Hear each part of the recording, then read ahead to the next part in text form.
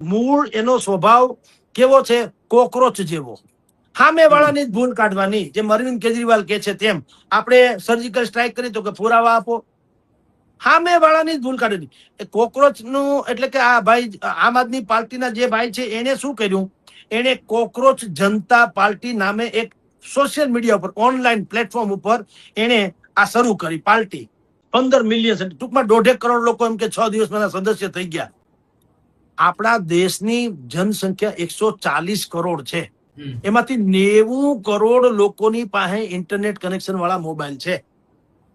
બિલકુલ 90 કરોડ માંથી પણ 1 કરોડ લોકો જ એમાં જોઈન્ટ થયા. એટલે 89 કરોડ લોકો નથી થયા. આ વિચાર કરો, 89 કરોડ વધુ કે 1 કરોડ વધુ? એક વાત.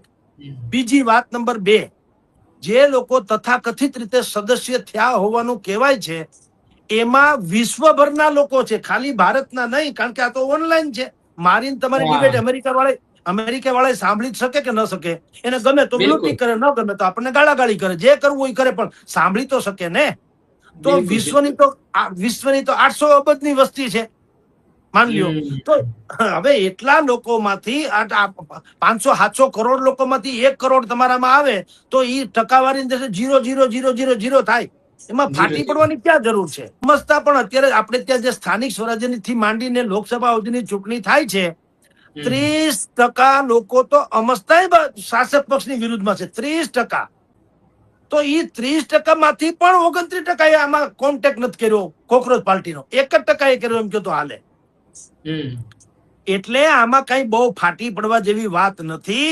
આ તો બ્લુ ટીક કરી અને વ્યંગાત્મક ભાષામાં છે. જો કોકરોચ જનતા પાર્ટી એટલે પેલા તો કટાક્ષ જેવું તો થયું જ.